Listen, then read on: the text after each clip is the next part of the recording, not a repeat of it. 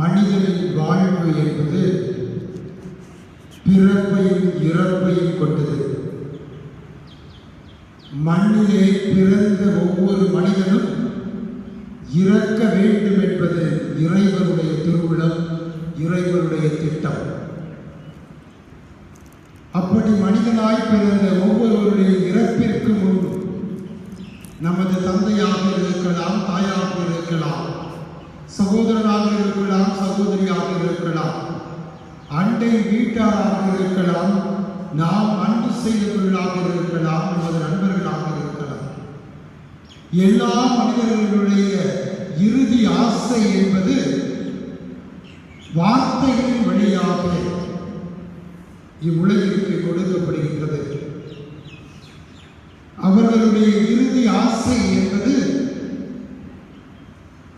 என் நினைவாக செய்யுங்கள் என்ற இந்த வார்த்தைக்கு வித்தாக அமைகின்றது. இதோ இந்த காலை வேளையிலே ஆண்டவருடைய இறுதி 7 வார்த்தைகளை நாம் தியானிக்க இங்கே கொள்கை இருக்கின்றோம். ஆண்டவர் இறை மகனாக தன்னுடைய தந்தையுடைய திருவுளத்தை நிறைவேற்ற சிலுவை சாவை ஏற்பதற்கு முன்பாக அவர் பேசிய 7 வார்த்தைகள் இதோ. முதலாவதாக லூக்கா நற்செய்தி 23வது அதிகாரம் 34வது வசனத்திலே ஆண்டவர் இவ்வாறு தனது 7 வார்த்தையின் முதல் வார்த்தையை பேசுகின்றார். தந்தையே, இவர்களை மன்னியும், இவர்கள் செய்வது என்னவென்று இவர்களுக்கு தெரியவில்லை என்று முதல் வார்த்தையாக ஆண்டவர் பேசுவதை நாம் பார்க்கின்றோம்.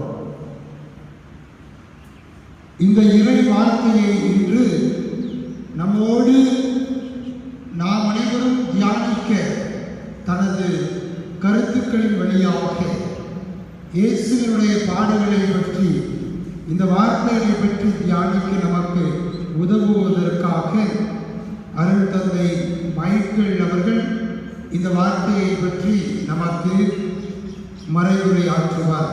முதலாவதாக, தந்தையே, இவர்களை மன்னியும், இவர்கள் செய்வது என்னவென்று இவர்களுக்கு தெரியவில்லை என்று.